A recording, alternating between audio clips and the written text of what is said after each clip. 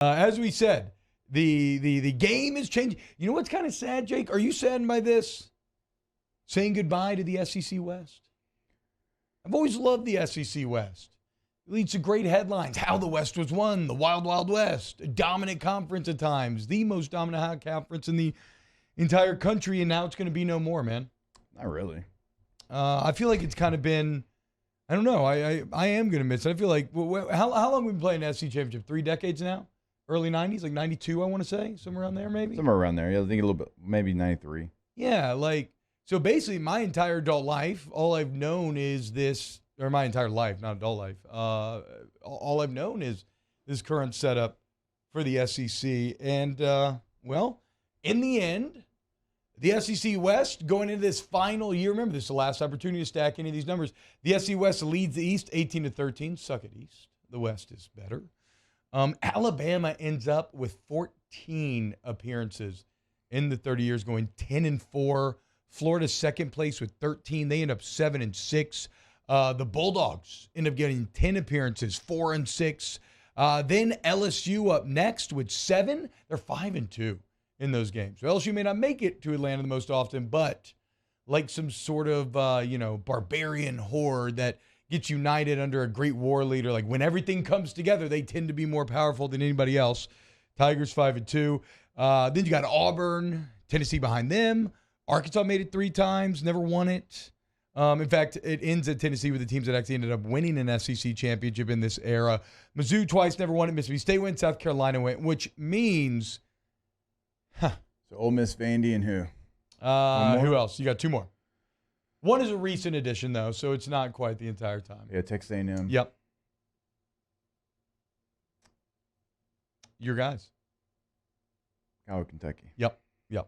So LOL, Ole Miss, it's never going to happen. If you don't make it this year to Atlanta, you will have gone the entire 3 decades never having made it. You got so close. Was it like 2015 with the Arkansas 4th and 13 where they're throwing the ball around and everything? And if Ole Miss can down the ball in any way whatsoever, they go to Atlanta and Arkansas ends up converting and winning the game. And it looks like they probably never they probably never will, because I don't think Ole Miss is going to win the West this year. No, I don't think so. And so now the question is, okay, as we say goodbye to divisions, what could the new SEC look like? And as we said, there's a couple proposals. There's the 8-game proposal, which I would say is probably not the lead dog right now, but that's one where you'd have 1 permanent opponent, 7 rotating opponents. And then there's the 9-game conference schedule, which makes a lot more sense for everybody involved in terms of like TV partners, money being made for everybody.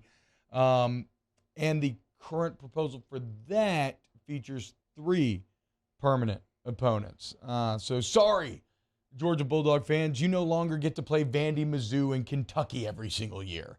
Under either of these, 8 or 9, you would play every team twice in 4 years. It's beautiful. Yeah. That's how it should be, right? We should be getting to, we shouldn't go 10 years without LSU visiting Knoxville or playing Tennessee or whatever the case may be. We need to see these games. So the Athletic put together what they called in all their research, basically an educated guess of what a permanent 3 opponents could look like, and I want to see a bit how we feel about it. We can start with LSU, because that's what matters most to our listening fan base. The permanent 3 for LSU under this proposal would be Ole Miss, Texas A&M, and Oklahoma, which I found to be a bit interesting. On the whole, I mean, not a bad draw for LSU. Like you said, Jake, you lose LSU Florida, which is a bummer. You lose LSU Alabama, which sucks in a lot of ways. But, I mean, taking Florida and Alabama off the schedule, is it like for wins, just for getting wins and trying to make playoffs? That makes your path significantly easier.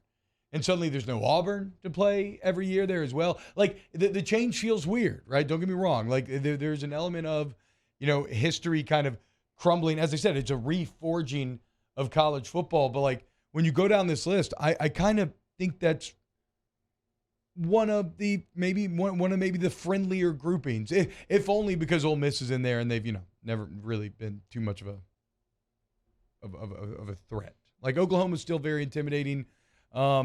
Just if you look at their school history, but obviously with Venables, they have major questions right now, and Texas A&M is Texas A&M. Yeah, I don't get the Oklahoma That one doesn't make a whole lot of sense to me. You would think Oklahoma would be.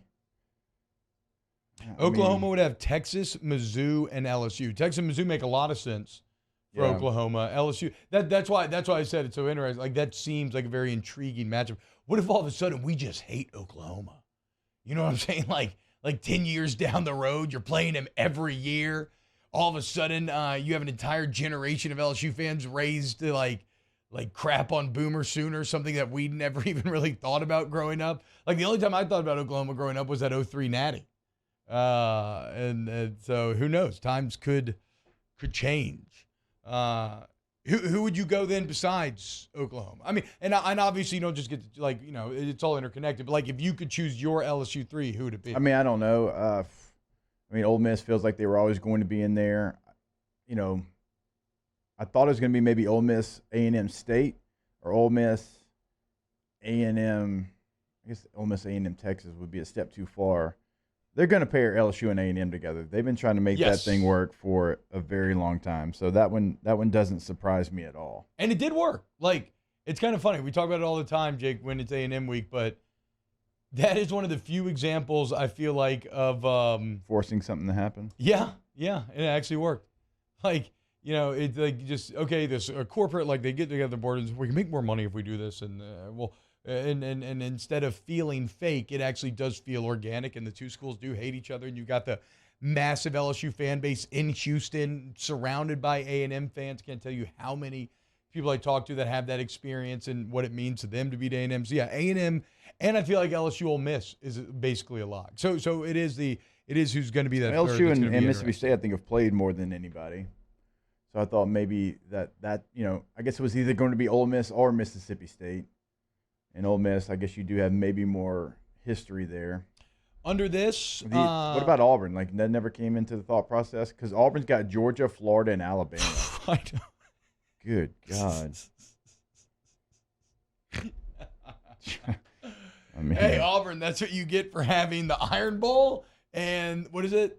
The South Soldiers rivalry? Yeah. Yeah. I mean, hey, that's what you get, dude. Georgia, Florida, and Alabama for Auburn. That can't. By there's far, no way Auburn they'll are do the that. massive, massive losers in this. There's no way they'd do that. Good luck, you. Alabama would get Auburn, Tennessee, and Mississippi State, which, you know, obviously Mississippi State's one of the friendlier draws here. Tennessee's been a friendlier draw, but, you know, waxes and wanes. They look tougher now. Auburn is a tough draw. Like, I don't care about what Auburn's at currently. Auburn, just look at the history. You know, as we said, they made the most SEC championships right below LSU. So, yeah. And Tennessee's history maybe speak to that as well. Texas would have A&M, Oklahoma, and Arkansas. That makes sense, keeping those rivalries intact. I mean, don't they already play all three of those teams every year? Or no, they don't play A&M every year. Right. But that would be back on. A&M would get Texas, LSU, Mississippi State. See what else is interesting here.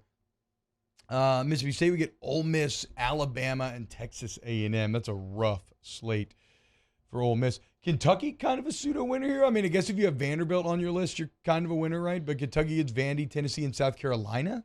It's probably the friendliest one we've seen thus far. Like, if that were to come to pass, all of a sudden, Bob Stoops probably walks his way into those 7 and 8 win seasons, or at least it'll be much more achievable.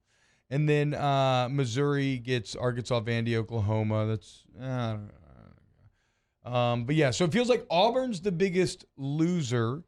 Florida's path isn't great either, Jake, with Georgia, Auburn, South Carolina, but we all know what Florida can be. And I feel like LSU's somewhere in the middle. Yeah. It could. Yeah, it certainly could be worse. You know, potentially A&M and Oklahoma could be juggernauts. But when you look at the Auburn one, I don't know. I don't know if the 3 is the right way. I'm still going to go back to it. I think if you get one opponent, you rotate it. That's the best balance that you're going to get.